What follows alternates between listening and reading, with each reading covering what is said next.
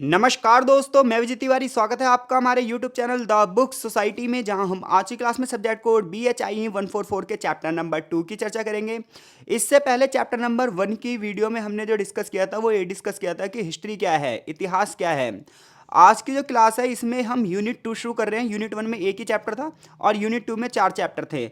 तो यूनिट 2 की अगर हम बात करें तो यूनिट 2 का जो पहला चैप्टर है वो यही है, जो कि चैप्टर नंबर 2 है। और यूनिट 2 का नाम है प्रारंभिक भारत में इतिहास लेखन। यानी कि हम ये पढ़ने वाले हैं कि जो शुरुआती भारत था उसमें इतिहास लेखन किस प्रकार से शुरू हुआ और वो कौन कौन से स्रोत हैं जिससे हमें प्रारंभिक भारतीय इतिहास के बारे में पता चलता है। इस यूनिट में टोटल 4 चैप्टर होंगे, जिसमें से आज हम पहला चैप्टर देखेंगे जिसका नाम है मिथक, दान स्तुति, गाथाएं, आख्यान और महाकाव्य तथा इतिहास पुराण परंपरा की ओर संक्रमण। यानी कि इस चैप्टर को पढ़ने के बाद आपको यह पता चलेगा कि प्राचीन भारत, आरंभिक भारत के जो ऐतिहासिक स्रोत हैं उनमें सबसे पहला जो स्रोत होगा, सबसे पुराना जो स्रोत होगा, लिखित स्रोत की बात कर रहा हूं मैं, वो स्रोत होगा वेद।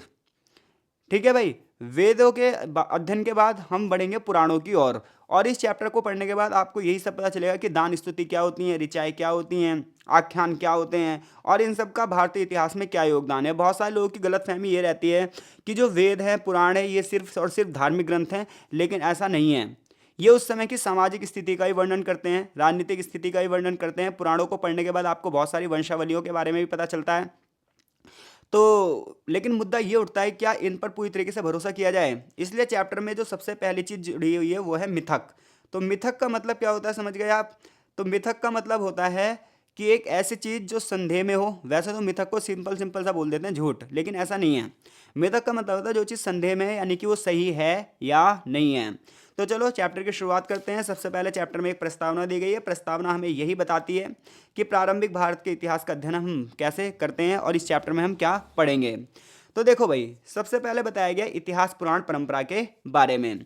तो जब हम इतिहास और पुराण परंपरा की बात करते हैं तो देखो, इतिहास का मतलब क्या होता है। इतिहास का मतलब होता है वास्तव में ऐसा था, यानी कि जो बीत गया वो आज क्या है, इतिहास है। सिंपल सी बात है। अगर हम एक वर्ड की बात करें, एक सेंटेंस की बात करें, तो इतिहास क्या है, जो बीत गया वो इतिहास है, हम ऐसा कह देते हैं। या फिर वास्तव में ये चीज़ ऐसी थी वो इतिहास है। जैसे कि मैंने हाईलाइट कर रखा है कि इतिहास का शाब्दिक अर्थ है वास्तव में ऐसा था। बाकी इतिहास क्या है, इसके ऊपर हमने 20 पेजों का चैप्टर लास्ट टाइम पढ़ा था। और यहाँ पर एक लाइन में चीज़ें सेट कर दी गई, क्या इतिहास क्या है, वास्तव में ऐसा था। और पुराण का अर्थ क्या होता है, पुराण का अर्थ होता है जो प्राचीन है, यानी कि जो पुराना है और जिसमें ऐसी घटनाएं हैं कि ऐसी कहानियां शामिल हैं, ऐसी कथाएं शामिल हैं जो प्राचीन काल में घटित हुई थी। यानी कि इतिहास का शाब्दिक अर्थ क्या है, इतिहास का शाब्दिक अर्थ है वास्तव में ऐसा था। और पुराण का अर्थ क्या होता है, पुराण का अर्थ होता है जो प्राचीन है, यानी कि जो पुराना है, जिसमें ऐसी घटनाएं हों, ऐसी कथाएं हों जो प्राचीन काल में घटित हुई हों। जैसे कि अगर आप वेदों का अध्ययन करते हो तो वेद तो 4 थे, ऋग्वेद, यजुर्वेद, सामवेद, अथर्ववेद। ऐसी अथर्ववेद में और शतपथ ब्राह्मण में इतिहास तथा पुराणों का उल्लेख हमें मिलता है।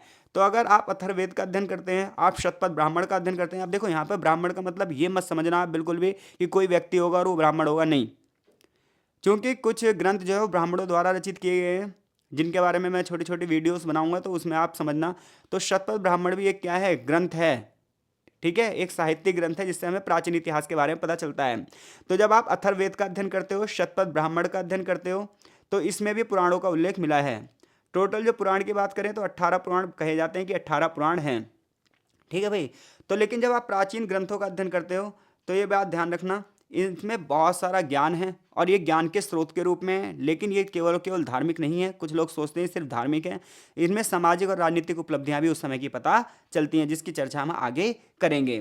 तो प्राचीन ग्रंथों को जब आप अध्ययन करते हो तो इसे 2 भागों में बांटा गया है, ऐतिहासिक चेतना के आधार पर। और चेतना मैंने आपको बताया था लास्ट लेक्चर में। चेतना का मतलब क्या है कि हमारा विवेक क्या है, हमारे सोचने का तरीका क्या है, हमारा नजरिया क्या है, हम चीज़ों को कैसे देखते हैं। क्योंकि चीज़ें एक ही होती हैं, हर बंदे का देखने का उसका नज़रिया अलग होता है और उसके ऊपर राय देने का नज़रिया उसका अलग होता है। तो प्राचीन ग्रंथों के अध्ययन में हम एक चीज़ देखते हैं कि सारी चीज़ें एक दूसरे से जुड़ी हुई थी, यानी कि अंतर संबंध स्वरूप में थे। इनका ढांचा बड़ा व्यापक था। व्यापक का मतलब बहुत ही ज़्यादा बड़ा स्तर था। क्यों? क्योंकि इसमें जो है सामाजिक स्थितियाँ भी हैं, राजनीतिक स्थितियाँ भी हैं, धार्मिक परिस्थितियाँ भी हैं। विभिन्न राजाओं उनके कर्तव्यों के बारे में बताया भी गया है और समाज के कर्तव्यों के बारे में बताया गया है। तो इनकी उत्पत्ति के लिए अगर हम बात करें कि इनकी उत्पत्ति कैसे हुई, ये चीज़ कैसे लिखी गई, तो इसके बारे में बहुत सारे मिथक हैं। अलग अलग लोगों की अलग अलग तरीके से इसमें कहानियाँ जुड़ी हुई हैं। जैसे कि आप रामायण को देख लो। जब आप रामायण को पढ़ते हैं तो कुछ लेखक जो हैं उसे अलग प्रकार से विस्तृत रूप से लिखते हैं और कुछ लेखक जो है उसका अलग प्रकार से वर्णन करते हैं। तो पहली बात ध्यान रखना, प्राचीन ग्रंथ जो हैं ये अंतर संबंध स्वरूप में है, ये बहुत ही ज़्यादा व्यापक हैं, एक दूसरे से चीज़ों से जुड़े हुए हैं, लेकिन इनकी उत्पत्ति के बारे में थोड़े से मिथक हैं जिन पर विश्वास करना थोड़ा सा मुश्किल हो जाता है। दूसरी बात यह है कि जब आप प्राचीन ग्रंथों का अध्ययन करोगे तो इनमें अनुष्ठानिक ग्रंथों का बार बार उल्लेख होगा, यानी कि अनुष्ठानिक चीज़ों का वर्णन होगा। अनुष्ठान का मतलब यज्ञ हवन, जो पूजा पाठ उस समय होते थे, उस दौरान कौन कौन लोग यज्ञ हवन करवा रहे हैं, कौन कौन लोग दान दे रहे हैं, इन सब का बड़े पैमाने पर जो है उल्लेख मिलता है। तो प्रारंभिक भारतीय इतिहास के बारे में जानने के लिए इतिहास पुराण की परंपराओं को जानना बहुत ज़्यादा जरूरी है, ऐसा ये पैराग्राफ कुल मिलाकर बता रहा है आपको। अब हम बात करने वाले हैं कि दान स्तुति क्या होती थी, ऋचाएँ क्या होती थी, नरसंशी क्या होती थी और आख्यान क्या होते थे, ताकि ये शब्दों के अर्थ आपको पता चल सके। तो देखो भाई, जब आप वैदिक ग्रंथों का अध्ययन करोगे तो कितने वेद आएंगे? 4 वेद आएंगे, जिनमें ऋग्वेद, यजुर्वेद, सामवेद, अथर्ववेद। तो वैदिक ग्रंथों में अनुष्ठानों का भी वर्णन किया गया है, उनकी व्याख्या भी की गई है, इवन उन विभिन्न मंत्रों का भी वर्णन किया गया है जिनका प्रयोग विभिन्न कार्यों की शुरुआत करने से पहले किया जाता था। बहुत सारी रचनाएं हैं जिनका उद्देश्य पूरे के पूरे सामाजिक सरोकारों का प्रतिबिंब करना ही मात्र नहीं है, बल्कि साथ साथ ये बताना भी है कि उस समय के पहलू क्या थे। क्योंकि देखो, कोई भी ग्रंथ लिखा गया है तो वो सिंपल सी बात है, वो इसीलिए लिखा गया होगा कि समाज में किस प्रकार के नियम प्रचलित थे। अगर वैदिक ग्रंथों में यज्ञों के बारे में बताया गया है तो इतना पक्का समझना कि बात यज्ञ की नहीं हो रही है। इससे हमें यह भी पता चलता है कि समाज में क्या है, यज्ञ परंपरा चल रही है।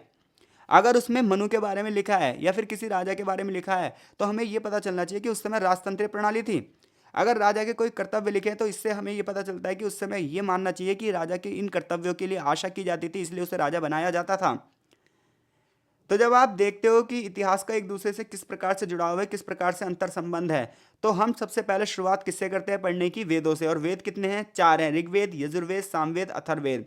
और इसमें किन चीज़ों का वर्णन किया गया है? वेदों में अनुष्ठानों का वर्णन किया गया है, व्याख्याएं की गई हैं, मंत्रों का वर्णन किया गया है, रचनाओं का संकलन है, जो कि व्यापक यानी कि बड़े स्तर पर सामाजिक सरोकारों को प्रतिबिंब यानी कि उसको दिखाते हैं, साथ ही साथ अन्य घटनाओं को भी इसके साथ दिखाते हैं।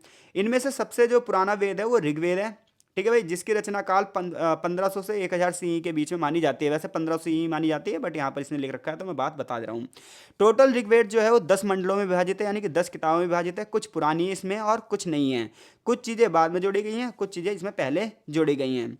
इसके अलावा अगर हम बात करें तो इसके अलावा ब्राह्मणी ग्रंथ, आरण्यक और उपनिषद भी इसमें शामिल हैं, जिनसे हमें प्राचीन भारत के इतिहास के बारे में पता चलता है।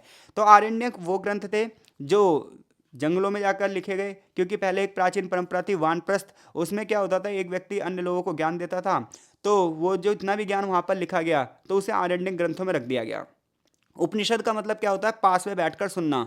तो पहले जो शिक्षक होता था वो क्या करता था, अपने शिष्यों को सामने बिठाकर ज्ञान देता था, और पीढ़ी दर पीढ़ी ज्ञान ऐसे चलता था, क्योंकि लेखन प्रणाली हुई नहीं थी, सुनकर ही ज्ञान होता था। तो श्रुति और उपनिषदों का जो गठन हुआ वो इस प्रकार से शुरू हुआ। तो वैदिक साहित्य की बात करें तो अब हम ये बात करते हैं कि वैदिक साहित्य से हमें पता क्या क्या चलता है।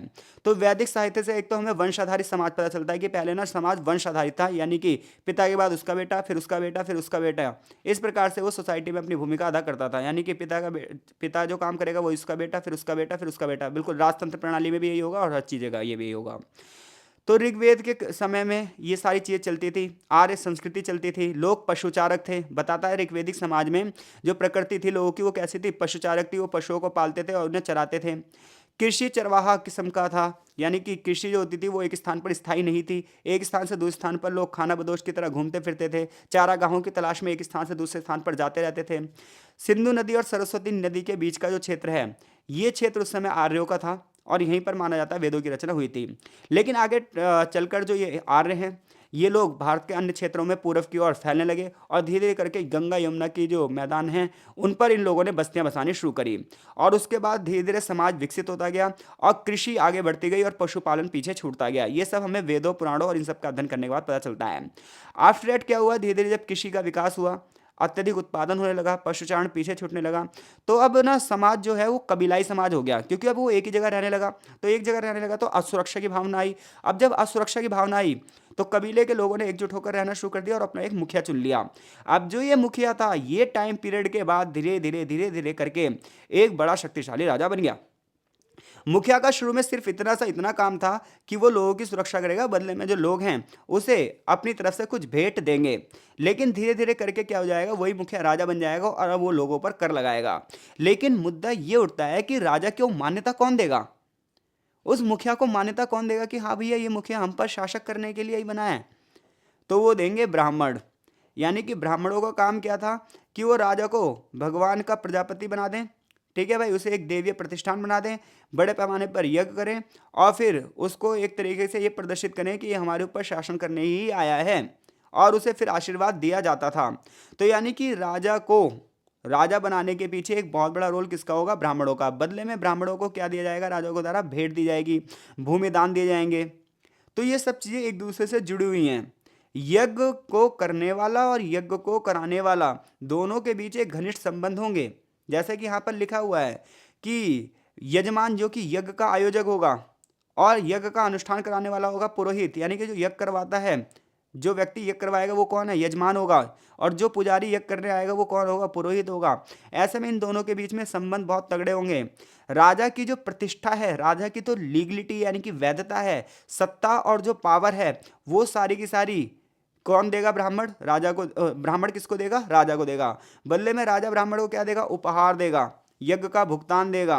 तो इस प्रकार से हम देखें कि एक तरीके की जो है सामाजिक व्यवस्था चल पड़ी थी कि समाज में राजा को राजा की मान्यता कौन दिलवा रहा है, ब्राह्मण दिलवा रहा है। बदले में ब्राह्मण को क्या मिल रहा है, उपहार मिल रहा है। और ऐसे करके ब्राह्मण और क्षत्रियों का गठबंधन तो आगे बढ़ गया, लेकिन वैश्य और शूद्र इसमें पीछे छूट गए। अब देखो, जब ऐसा मुद्दा हुआ प्रारंभिक भारत में, तो लिखा भी इन्हीं चीज़ों के बारे में जाएगा, सीधी सी बात है। तो ऐसे में जब ब्राह्मणों को बड़े पैमाने पर दान दिया गया, तो ऐसे में दान स्तुति के बहुत सारी ऋचाएँ लिखी गईं। तो जब आप वेदों का अध्ययन करोगे तो उसमें बहुत सारी जो ऋचाएँ हैं वो दान स्तुति के बारे में ही लिखी हुई हैं कि हाँ भाई इस दौरान इस राजा को इतना दान दिया गया। तो मोस्टली जो राजा थे उनकी प्रतिष्ठा दान से मानी जाती थी कि ये राजा इतना दयालु, इसने इतना दान दिया। वो इसलिए भी लिखा जाता था, जैसे मान लो एक ब्राह्मण है, वो दूसरी जगह पर यज्ञ करने गया, दूसरे राजा के पास यज्ञ करने गया, तो वो सबसे पहले ये बताएगा मैंने इस जगह पर यज्ञ किया था और इस राजा ने मुझे इतना दिया था। तो इसका मतलब ये होगा कि ये राजा या तो उससे ज़्यादा दे कम से कम, या फिर उसके बराबर दे। क्यों? क्योंकि अगर इस राजा ने उससे कम दिया तो इसका मतलब क्या है, राजा गरीब है, ये राजा छोटा है। तो इस प्रकार से दान स्तुति की जो ऋचाएँ वो लिखी गई हैं और बड़े पैमाने पर उनको बहुत बड़े स्तर पर प्रचारित प्रसारित भी किया जाता था। उसका रीज़न ये था कि इससे ना राजा की योग्यता बड़े पैमाने पर दिखती थी और अन्य राजा उसको क्या करते थे, बराबरी लाने का प्रयास करते थे। परिणामतः ब्राह्मणों की स्थिति अच्छी होने लगी और बदले में क्षत्रियों की स्थिति भी बहुत ज़्यादा अच्छी होने लगी। जैसा कि इस पूरे पैराग्राफ में यही हमें बताया गया है कि पुरोहित मुखिया के अतीत और वर्तमान की उपलब्धियों का, उससे प्राप्त दान में बखान करता था और बड़े पैमाने पर उसकी जो वीरतापूर्वक गाथाएं होती थी उसे सबके सामने बहुत ज़ोर ज़ोर से मंत्रों के माध्यम से बोल बोल कर सुनाता था। लेकिन इन सब का उद्देश्य सिर्फ इतना सा था कि दान की जो प्रक्रिया है वो बढ़ती रहे और एक वर्ग का प्रॉफिट होता रहे। तो दान स्तुति ऋचाएँ क्या हैं? दान स्तुति ऋचाएँ वो हैं, वेदों का वो भाग है जिसमें बड़े पैमाने पर राजाओं द्वारा जो ब्राह्मणों को दान दिया गया था उसके बारे में उल्लेख किया गया है। और हर बार जब भी यज्ञ होता था तो पुरानी प्राचीन वंश के बारे में जरूर बताया जाता था कि आपके पिता ने या उनके पिता ने या उनके पिता ने इतने मुझे घोड़े दिए, इतने ऊँट दिए, इतने हाथी दिए, इतने बड़े खेत दिए दान में। तो इससे जो आने वाला राजा होता था वो उससे ज़्यादा ही दान देने की कोशिश करता था, क्योंकि जो जितना ज़्यादा दानी होगा उसका उतना बड़ा ही ज़्यादा बखान होगा। अब हम बात करते हैं गाथाओं की और नरशंसियों की। तो देखो गाथाएं क्या होती हैं। अब देखो जैसा नाम से पता चल रहा है आपको कि गाथाएं, तो गाथाएं का मतलब है किसी की वीर गाथा। देखो कभी भी इतिहास कमजोर लोगों का नहीं लिखा जाता, ये बात ध्यान रखना। इतिहास का अध्ययन जब आप करोगे तो इतिहास का अध्ययन हमेशा किसका होगा, उस राजा का होगा जिसने एक बहुत बड़े साम्राज्य को स्थापित किया होगा। बाकी जो भी छोटी छोटी चीज़ें रही होंगी वो इतिहास के पन्नों में दब के रह गई हैं, लोगों को उनके नाम भी पता नहीं होते। वो अलग बात है कि जातिवाद की वजह से कुछ लोग क्या होता है, छोटे मोटे लोगों को भी क्या कहते हैं, वरीयता प्रदान करने की बात करते हैं, लेकिन मुद्दा ऐसा नहीं है। तो गाथाएं क्या हैं भाई, समझ गए? तो गाथाएं और नरशंसी जो हैं ये एक तरीके से ना देवीय ज्ञान के रूप में नहीं देखा जाता, इन्हें आप भगवान से जोड़कर नहीं दे सकते। इसे मानवीय रचनाएं माना जाता है। और कुछ लोग क्या कहते हैं कि वेदों का अध्ययन करोगे, पुराणों का अध्ययन करोगे, ये तो धार्मिक ग्रंथ है। ऐसा नहीं है। वेदों का अध्ययन करोगे, पुराणों का अध्ययन करोगे तो उसमें गाथाएं और नरशंसी भी मिलेगी। तो गाथाएं और जो नरशंसी हैं ये मानवीय रचनाएं हैं, इन्हें धर्म गीतों से अलग समझा जाता था। ये क्या थी, ये राजाओं की प्रशंसा में लिखी गई गाथाएं थी। राजाओं की प्रशंसा में लिखी गई प्रशस्तियां थी। इससे हमें राजा द्वारा किए गए कार्यों के बारे में पता चलता था, राजा के चरित्र के बारे में पता चलता था। किससे? गाथाओं से और नरशंसियों से। तो गाथाएं नरशंसियां वेदों और पुराणों का भाग हैं, लेकिन ध्यान रखना ये भगवान से नहीं जुड़ी हैं, ये मानवीय रचनाएं हैं, ये किसी राजा की प्रशंसा में लिखी जाती हैं, ये बात ध्यान रखना। अब हम बात करते हैं रैभी। रैभिया का अर्थ है धार्मिक गीत। तो देखो गाथाएं जो थी, जो नृशंसी थी, ये धार्मिक रूप से नहीं थी, जबकि जो रैभिया हैं ये धार्मिक गीत हैं। हालांकि ये गाथाओं और नृशंसियों और दान स्तुति के मंत्रों के समान ही हैं। जैसे कि अभी आपने पढ़ा, गाथाओं के बारे में पढ़ा, नरसंसियों के बारे में पढ़ा, दान स्तुति ऋचाओं के बारे में पढ़ा, तो इन्हीं के समान है रैभियाँ। लेकिन रैभियाँ जो हैं वो धार्मिक गीत होती हैं। इनमें भी बड़े पैमाने पर जो इनके जैसे गाथाओं के रचयिता कौन थे? ब्राह्मण थे, विशेष रूप से कंडव ब्राह्मण थे। इसी प्रकार से जो दान स्तुति थी, इनके मंत्रों का उद्देश्य क्या था? वीरतापूर्ण कृत्यों का यशोगान था। देखो मैं और आसान इसे भाषा में समझाता हूँ आपको। अगर आप दान दे रहे हो, तो दान देते वक्त भी अगर धार्मिक रूप से दान दे रहे हो आप, तो कुछ मंत्रों का उच्चारण किया जाता है, यानी कि पहले एक संकल्प लिया जाता है, उसके लिए एक मंत्र पढ़ा जाता है और उसके बाद दान दिया जाता है, ताकि दान जो हो फलित हो, ऐसा माना गया। तो ज़्यादातर गाथाओं के रचयिता कौन थे? ब्राह्मण थे, क्योंकि शिक्षित वही थे। तो विशेष रूप से यहाँ पर जो उस समय थे कंडव ब्राह्मण थे, आगे चलकर ये शासक भी बनेंगे। दान स्तुति के मंत्र होते थे, दान स्तुति के जो मंत्र होते थे उसमें पता क्या होता था? जिससे हम दान ले रहे हैं उसका वीरतापूर्वक बखान किया जाता था, उसका यशोगान किया जाता था। इसके अलावा जितने भी जो राजा थे वो अश्वमेध यज्ञ करते थे, राष्ट्रीय यज्ञ करते थे। जो जो इस प्रकार के यज्ञ करते थे उन्हें बहुत ही ज़्यादा वीर राजा माना जाता था। तो जितने भी आप रैभियों का अध्ययन करोगे, तो उन रैभियों के अध्ययन में ज़्यादातर हमें ना गाथाएं ही मिलेंगी, ज़्यादातर हमें राजाओं के वो कार्य मिलेंगे जो उनके धार्मिक कार्यों से जुड़े हुए थे, और उसमें उनकी वीरता के बारे में बताया जाएगा। फॉर एग्जाम्पल, जितने भी अनुष्ठान किए जाएंगे, जितने भी यज्ञ हवन पूजा पाठ की जाएगी, उसमें क्या होगा? उसमें ब्राह्मणत्व का सिर्फ और सिर्फ एक ही मुद्दा होगा कि वो उस बंदे का गुणगान करेगा। इससे कोई मतलब नहीं है कि वो बंदा क्षत्रिय है या फिर शूद्र है। जैसे ही किताब में लिखा है, चाहे कोई बंदा शूद्र भी रहा हो, अगर वो राष्ट्रीय यज्ञ का आह्वान करवा रहा है या फिर अश्वमेध यज्ञ का आह्वान करवा रहा है, किसी पुरोहित को बुला रहा है, तो वो पुरोहित क्या करेगा? उसका भी यशोगान करेगा, उसका भी गुणगान करेगा, क्योंकि ब्राह्मण उसी का गुणगान करेगा जो उसको संरक्षण देगा। डजेंट मैटर वो शूद्र है या फिर क्षत्रिय है। तो बाद के धीरे धीरे करके जो साहित्य हुए वो उन साहित्यों में अनुष्ठानों पर बहुत ज़्यादा चर्चा की जाने लगी। इतना ही नहीं, जो बंदा अनुष्ठान करवाता था उसके पूर्वजों के बारे में बताया जाता था कि आपके दादा ने परदादा ने इन सब चीज़ों को ऐसे ऐसे करवाया था। फॉर एग्जाम्पल, अगर आप ब्राह्मण रामायण का अध्ययन करोगे, तो रामायण में जब श्री राम जो हैं वो अनुष्ठानिक कार्य करवाएंगे बाद में, तो फिर उनके पिता और उनके अन्य पूर्वजों के बारे में भी बताया जाएगा, और बार बार इन चीज़ों पर जोर दिया जाएगा कि इक्ष्वाकु वंश के राजाओं का मान सम्मान मिटना नहीं चाहिए। कुछ इस टाइप से चीज़ें बार बार जुड़ी रहेंगी। तो जब भी हम रैभियों का अध्ययन करते हैं, तो हम सिर्फ और सिर्फ वर्तमान पीढ़ियों का अध्ययन नहीं करते हैं, बल्कि जो प्राचीन पीढ़ियाँ थी उनका क्या योगदान था उसका भी अध्ययन यहाँ पर हम करते हैं। आगे चलकर वैदिक युग के सरल रूप में मनुष्य द्वारा रचित प्रशस्तियां मिली, और मैंने बताया था प्रशस्तियां क्या होती हैं? प्रशस्तियां वो होती हैं जो किसी की प्रशंसा में लेख लिखे जाए हों। तो ऐसे में बहुत सारी निशंसियाँ मिली हैं, बहुत सारी गाथाएं मिली हैं, और वेदों पुराणों में बड़े पैमाने पर जिन लोगों ने यज्ञों का निष्पादन किया था उन लोगों के बारे में विस्तार से वर्णन किया गया है, जिससे हमें उस समय की सामाजिक परिस्थितियों के बारे में पता चलता है। तो अब तक हमने क्या पढ़ा? अब तक हमने ये पढ़ा कि दान स्तुति क्या होती हैं। तो दान स्तुति ऋचाएं वो होती हैं जिनमें बड़े पैमाने पर राजाओं द्वारा दिए गए दान का उल्लेख किया जाता है। ये धार्मिक प्रवृत्ति से जुड़ी हुई नहीं होती हैं। गाथाएं और नरशंसी भी जो हैं वो धार्मिक प्रवृत्तियों से जुड़ी हुई नहीं हैं। ये मानवीय रचनाएं मानी जाती हैं और मानवीय गीतों के लिए लिखी गई हैं। लेकिन जो रैभियाँ हैं ये क्या हैं? ये धार्मिक गीत हैं। अब हम बात करेंगे आख्यान क्या होते हैं। यानी कि जब हम प्रारंभिक भारत के इतिहास के स्रोत जान रहे हैं कि हमें प्राचीन भारत के बारे में पता कैसे चल रहा है, तो हमें किससे पता चलता है? वेदों और पुराणों से। और उसके अंदर भी अलग अलग टाइप से चीज़ें लिखी गई हैं, कुछ धार्मिक है कुछ सामाजिक हैं। तो जैसे कि हमने देखा, गाथाएं हो गई, नरशंसियाँ हो गई, दान स्तुति हो गई, ये सब सामाजिक हैं, ये मानवीय रचनाएं हैं। जबकि रैभियाँ क्या हैं? ये धार्मिक गीत हैं। अब हम बात कर रहे हैं आख्यान। तो देखो, आख्यान का अर्थ होता है कहानियों का संग्रह। आख्यान का अर्थ क्या होता है? कहानियों का संग्रह या फिर कथाओं का संग्रह।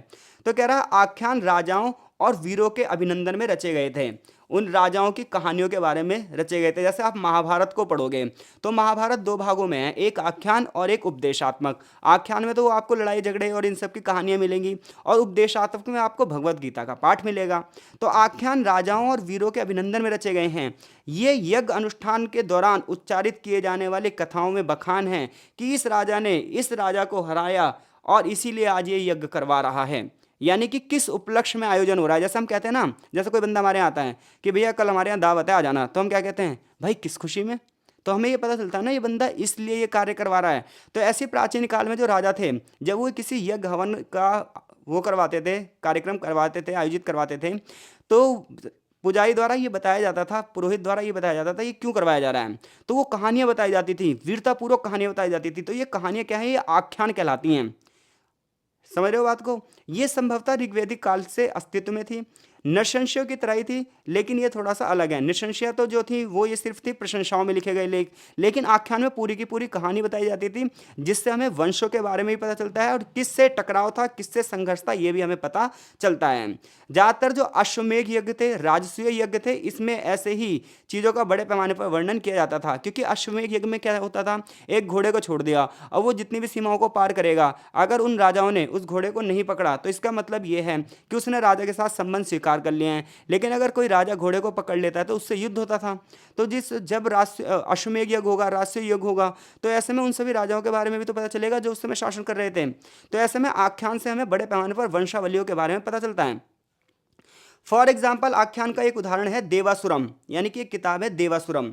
तो देवासुरम का आप अध्ययन करोगे तो इससे हमें देवताओं और असुरों के बीच का युद्ध जो हुआ था उसके बारे में पता चलता है, जिसमें ब्राह्मण साहित्य में बहुत बड़े पैमाने पर इस चीज़ के बारे में लिखा हुआ है। तो जितने भी आख्यान हैं ये 10 दिवसीय चक्र के बारे में ज़्यादातर बताते हैं। 8वें दिन इतिहास के लिए और 9वें दिन पुराण के लिए निर्धारित है, यानी कि 8 दिन तो कहानियाँ बताई जाती हैं, फिर 9वें दिन इतिहास बताया जाता है, 9वें दिन पुराण के लिए निर्धारित किया जाता है और 10वें दिन फिर यज्ञ होता है। ज़्यादातर जो प्राचीन इतिहास की विशेषता रही है वो मौखिक परंपरा रही है, क्योंकि उस समय लिखित नहीं था। तो आख्यान जो है वो मौखिक परंपराओं से लिए गए हैं, जैसे किसी ने बता दिया आके, फिर वो चीज़ें धीरे धीरे करके लिख दी गई। इसमें सबसे बड़ी बात ये थी, अगर कुछ गलतियां हो गई तो उन्हें सुधारा भी जा सकता था। बड़े पैमाने पर एक चीज़ का दोहराव भी था इन ग्रंथों में। बहुत सारी गाथाएं हैं, कई बार गाथाएं प्रशंसा से शुरू होती थी और धीरे धीरे करके वो धार्मिक जुड़ जाती थी। तो आख्यान क्या होते हैं, कुल मिलाकर पता चल गया आपको, कहानियाँ होती हैं और ये भी धार्मिक प्रवृत्तियों से जुड़ी होंगी, लेकिन आगे चलकर ये मानवीय हो जाएंगी। अब हम महाकाव्यों का अध्ययन करने जा रहे हैं।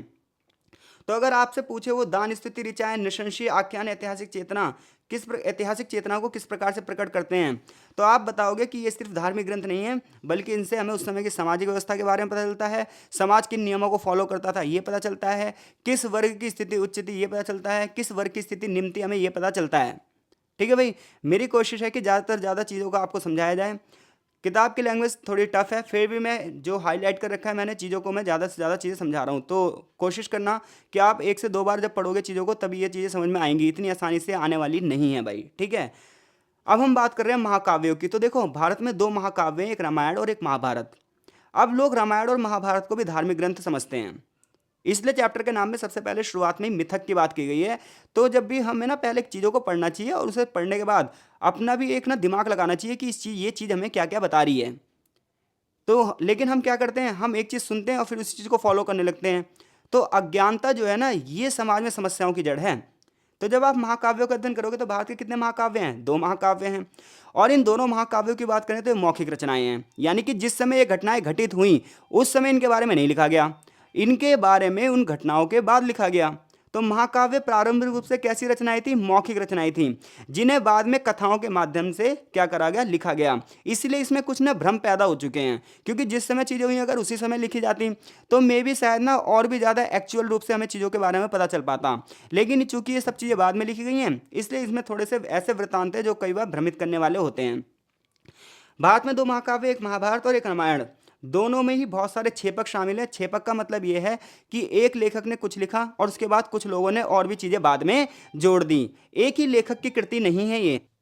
फॉर एग्जाम्पल, महाभारत में जो आख्यान है, जो कथाएं हैं, वो तो एक टाइम पे लिखी गई हैं, लेकिन भगवत गीता के उपदेश उसमें बाद में जोड़े गए हैं। महाकाव्यों में बात करें तो इसी प्रकार से वेदों की बात कर लो, ऋग्वेद में दान, स्तुति, ऋचाएं हैं, तो वैदिक साहित्य गाथाओं को बाद में इसमें जो है जोड़ा गया है। इसके अलावा दोनों ही महाकाव्यों का जब आप अध्ययन करोगे तो इससे हमें राजतंत्र और राजा और राजपुरुष दोनों के बारे में पता चलेगा, समाज में उनका स्थान क्या था ये भी पता चलेगा। जब आप महाभारत का अध्ययन करोगे तो आपको पता चलेगा कि इससे हमें पश्चिम गंगा घाटी में किस प्रकार से वंश चल रहे थे ये पता चलेगा, जबकि रामायण से हमें मध्य गंगा घाटी के बारे में पता चलेगा और इक्ष्वाकु वंश के बारे में पता चलेगा। इसके अलावा जो महाभारत है वो 3 चरणों से गुजरा था। सबसे पहले क्या था, इसकी रचना वेद व्यास ने करी थी। फिर बाद में क्या हुआ, भृगुओं ने इसमें छेपक जोड़ा, और फिर बाद में विष्णु जी की उपासना यानी कि श्री कृष्ण की उपासना भी इसी में जोड़ दी गई। महाभारत की बात करोगे तो महाभारत में 18 पर्व हैं और हर पर्व में अलग अलग चीज़ों का वर्णन किया गया है। ज़्यादातर लोग ये सोचते हैं महाभारत का अध्ययन जो है वो कौरवों और पांडवों के बीच का युद्ध है, लेकिन नहीं। आप शांति पर्व का अध्ययन कर लो। महाभारत का जो शांति पर्व है ना, उसमें राजनीतिक व्यवस्था के गुण बताए हैं। जब युद्ध खत्म हुआ तो युधिष्ठिर भीष्म के पास गए, तो भीष्म ने जो उपदेश दिए राज नियम के, वो सारे शांति पर्व में लिखे हुए हैं। इसी प्रकार से हमें इन ग्रंथों का अध्ययन करने के बाद यह पता चलता है कि समाज की प्रकृति क्या थी, समाज कृषि पर निर्भर था या उद्योगों पर निर्भर था, चीज़ें कैसे चलती थी, समाज में राजा की स्थिति क्या थी। अगर कोई बंदा राजा का विरोध करे तो राजा को अपना घर बार तक त्यागना पड़ता है। ये चीज़ हमें महाकाव्यों से पता चलती है। महाकाव्य में राज व्यवस्थाएं पीछे की ओर मुखियाओं के युग पर नजर डालती हैं कि किस प्रकार से हर कबीले का एक मुखिया था। जैसे कि आप रामायण पढ़ते हो तो आपको पता चलेगा वो भीलों का मुखिया था, एक गेवट, जिसने श्री राम को नाव पार करवाई थी। तो इससे पता चलता है कि एक जो राजा भी है उसकी स्थिति भी समान है, लेकिन हम लोग सोचते हैं ये एक धार्मिक ग्रंथ है बस, और इसकी आलोचना कर दो। इसी प्रकार से महाभारत में आप पढ़ोगे तो पता चलेगा युधिष्ठिर और दुर्योधन के बीच में उत्तराधिकार का युद्ध था। यानी कि नियम तो ये था ना पितृवंशिकता का कि ज्येष्ठ पुत्र ही क्या होगा, ज्येष्ठ पुत्र ही सारी संपत्ति का मालिक होगा। लेकिन फिर क्यों ये युद्ध हुआ, क्योंकि उन नियमों को फॉलो ही नहीं किया गया, और जब नियम फॉलो नहीं होते हैं तो हमेशा युद्ध होगा। तो ऐसे में कई बार इन ग्रंथों को पढ़ते वक्त एक तरफ तो हमें सामाजिक नियम पता चलते हैं, लेकिन दूसरी तरफ हमें ये भी पता चलता है कि नियमों का पूरी तरीके से पालन नहीं किया जाता था। अब हम थोड़ा सा और विस्तार से अध्ययन करने वाले हैं किसके बारे में, महाभारत के बारे में। तो महाभारत की बात की जाए तो ज़्यादातर ये सामान्यतः ये माना जाता है कि इसकी रचना किसने करी है, ऋषि वेद व्यास ने करी है। तो रामायण की अगर बात करो तो इसमें हमें चंद्रवंश के बारे में पता चलता है, चंद्रवंश के इतिहास के बारे में पता चलता है, जिन्हें मनु की संतान इंडा का वंशज माना जाता है। मनु जो कि ब्रह्मा जी के पुत्र थे और पहले राजा हुए थे, ऐसा माना जाता है। तो महाभारत की अगर बात की जाए तो हमें चंद्रवंशियों के बारे में पता चलता है, जबकि रामायण का अध्ययन करोगे तो हमें सूर्यवंशियों के बारे में पता चलता है। ठीक है भाई।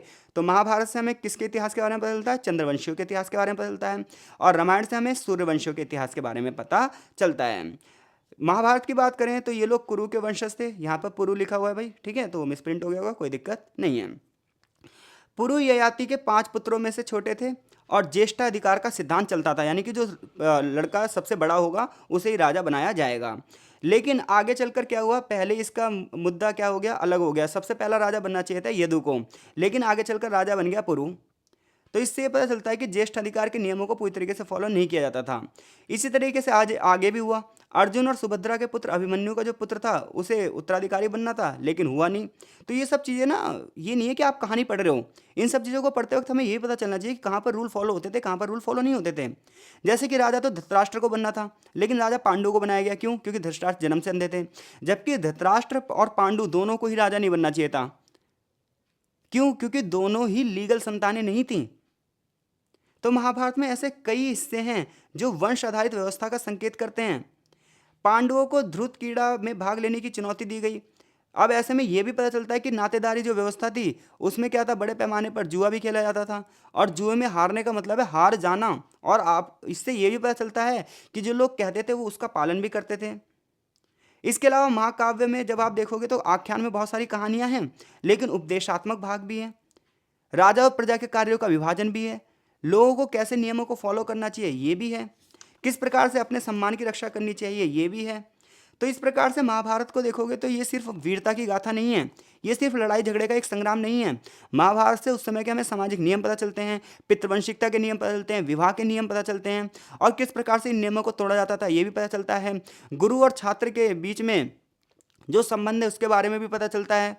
तो ये सब जो कहानियां हैं ये सिर्फ कहानियां नहीं हैं, आप इसे देखो कि किस प्रकार से एक सोशल रिलेशन को दिखा रही हैं, ये किस प्रकार से एक राजनीतिक व्यवस्था को दिखा रही हैं, किस प्रकार से जनता हर किसी को मानने के लिए तैयार है। ये सब चीज़ें हमें यहाँ से पता चलती हैं, जैसा कि रोमिला थापर ने बताया भी है।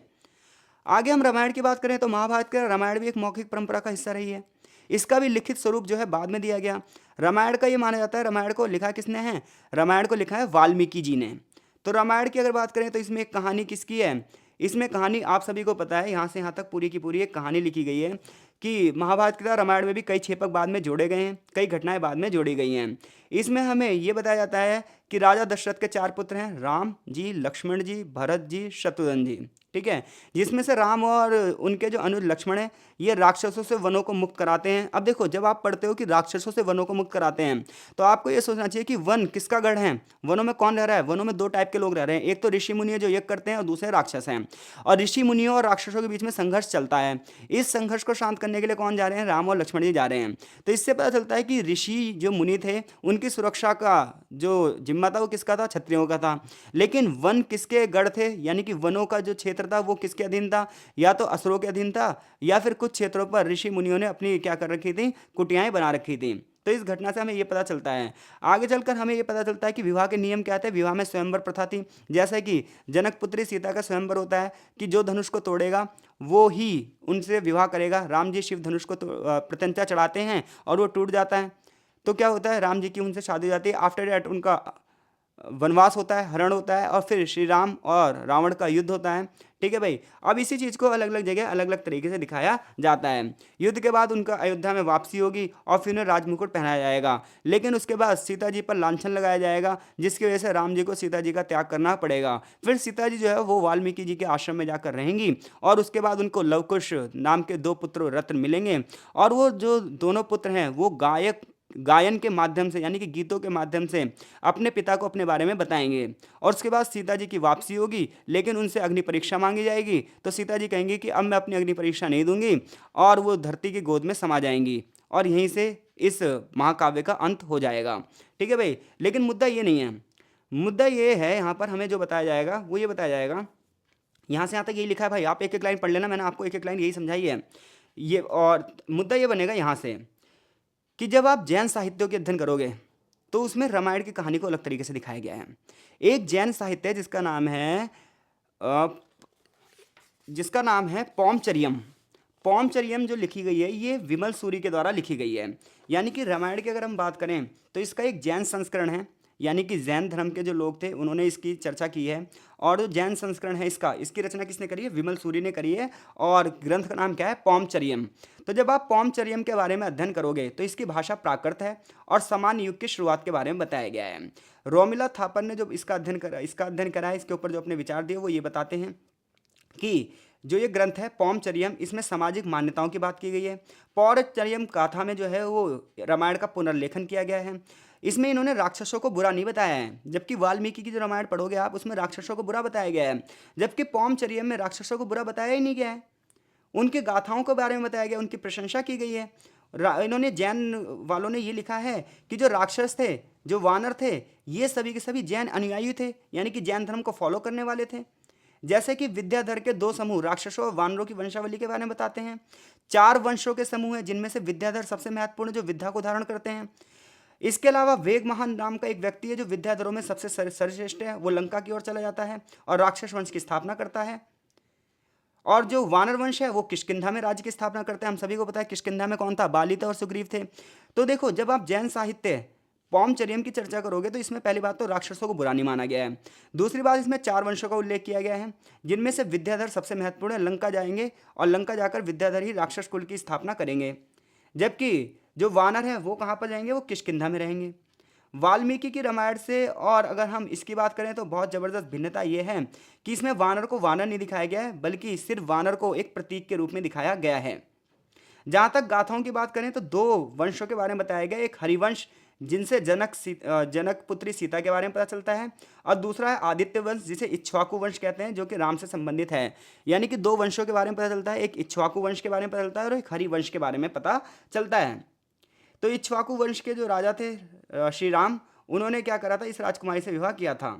इसके अलावा जब जैन साहित्य को पढ़ोगे तो आपको रावण का महिमा मंडन किया गया है। ये माना गया रावण एक लगभग सार्वभौम विजेता था। पूरे के पूरे तीनों जो उसने क्षेत्र हैं, आकाश, पाताल और पृथ्वी, सब पर कब्जा कर रखा था। इसके अलावा जैन साहित्य में ये बताया गया है कि जो रावण था वो जैन अनुयायी था, जैन मठों को संरक्षण देता था। वो कहता है कि दशरथ संन्यास ले लेते हैं और केकई अपने पुत्र को राजा बनाना चाहती है, किंतु वे राम को वन जाने से मना करती है। यानी कि वाल्मीकि की रामायण में तो ये लिखा है कि राम जी का वन प्रस्थान हुआ था, लेकिन जैन साहित्य पौमचरियम का अध्ययन करने के बाद ये पता चलता है कि जो केकई है वो ये नहीं चाहती कि राम वन को और जाएं, क्योंकि वो सिर्फ कह रही है कि भरत राजा बने, मुझे मतलब नहीं है राम वन को जाएं या नहीं जाएं। लेकिन राम जो है वन जाते हैं और विंध्याचल के क्षेत्र के आसपास जाते हैं। राम और रावण के बीच का संघर्ष वाल्मीकि के रामायण में बहुत भीषण रूप से दिखाया गया है, लेकिन यहाँ पर नहीं दिखाया गया है। तो इससे पता चलता है कि आपको ग्रंथ एक ही है, कहानी एक ही है, लेकिन दोनों का अलग अलग रूपों से वर्णन किया गया है। तो पौमचर्यम की अगर बात करें तो इसमें रामायण का कुछ अलग ही टाइप से मुद्दा दिखाया गया है। इसमें ये दिखाया गया है कि भैया इतना माहौल था नहीं, रावण का ज़्यादा महिमा मंडन किया गया है। और आज भी देखा जाए तो कुछ क्षेत्रों में रावण का महिमा मंडन किया जाता है। कुछ लोग रावण को बहुत ज़्यादा अच्छा पुरुष मानते हैं, राक्षसों को भी अच्छा मानते हैं। ठीक है भाई। अब हम बात कर रहे हैं पुराणों की। तो प्राचीन भारत के इतिहास को जानने के लिए महाकाव्य में महाभारत रामायण, जिससे हमें सामाजिक स्थिति, वंश इतिहास, वंशावली, राजाओं के बारे में, समाज और राजा के बीच में संबंध के बारे में पता चलता है। रही भी धार्मिक गीतें, आख्यान कहानियों का संग्रह है। गाथा और निशंसी मानवीय कृतियाँ हैं। और दान स्तुति जो हैं ये राजाओं की प्रशंसा में लिखी गई हैं। ठीक है भाई। अब हम बात करते हैं पुराण। तो अगर आपको इतिहास का अध्ययन करना है प्रारंभिक भारत के, तो पुराणों से जबरदस्त कोई सामग्री है ही नहीं, क्योंकि इसके अलावा और कोई इतिहास का माध्यम ही नहीं है जिससे हमें ये सारी चीज़ें पता चल पाएँ। पुराणों की बात करोगे तो ये पुराण जो है 18 हैं, और हर पुराण में अलग अलग तरीके से राजाओं की वंशावलियों के बारे में पता चलता है और धार्मिक रीति रिवाजों के बारे में पता चलता है। यानी कि पुराणों के कुछ भाग तो धार्मिक से संबंध है, लेकिन कुछ सामाजिक और सांस्कृतिक चीज़ों से भी संबंधित हैं। अतीत के बारे में पता चलता है, वंशावलियों के बारे में पता चलता है। आप सप्तवाहन राजाओं के बारे में बात करोगे तो उसके बारे में भी हमें पुराणों से पता चलता है। गुप्तोत्तर काल में नए जितने भी शासक परिवार थे उन सब के बारे में हमें पुराणों से पता चलता है। इसके साथ साथ उस समय की कृषि व्यवस्था कैसी थी, राज्य व्यवस्था कैसी थी, भूस्वामी कैसे थे, दानदाता कैसे थे, मुखिया कैसे थे, शासक परिवार कैसे थे, रूरल रेगुलेशन क्या था, ये सब हमें वहाँ पर पता चलता है। इसके अलावा सूर्यवंश और चंद्रवंश कुलों के बारे में भी हमें पता चलता है, जो कि उस समय भारतीय शासन प्रणाली में बड़े पैमाने पर क्या थे, विद्यमान थे। इसके अलावा अगर हम आगे के समाज की बात करें तो धीरे धीरे करके समाज में बौद्ध धर्म और जैन धर्म का उदय होता है और भागवत संप्रदायों का उदय होता है। हिंदू धर्म में कुरीतियाँ आ जाती हैं। कुछ लोग भागवत परंपरा का समर्थन कर रहे हैं। भागवत परंपरा में श्री कृष्ण और उनसे संबंधित कथाओं का वर्णन किया जा रहा है। गुप्त राजाओं ने उन्हें संरक्षण भी दिया है। इसके अलावा बहुत सारी वंशावलियाँ भी हमें पुराणों से पता चलती है। तो देखा जाए तो इस चैप्टर में छोटा छोटा सारी चीज़ों के बारे में बताया गया है, थोड़ा थोड़ा डिफाइन करने की कोशिश की गई है। चैप्टर यहीं पर फिनिश होता है। अगर आपसे कोई पूछे प्रारंभिक भारत के इतिहास के स्रोत आप बताओ, तो प्रारंभिक भारत के इतिहास के स्रोत पहले क्या बताओगे आप? ऋग्वेद बताओगे, ओ माफ़ कीजिएगा, वेद बताओगे। उसमें कितने वेद हैं? ऋग्वेद, यजुर्वेद, सामवेद, अथर्ववेद। फिर आप किसके बारे में बताओगे?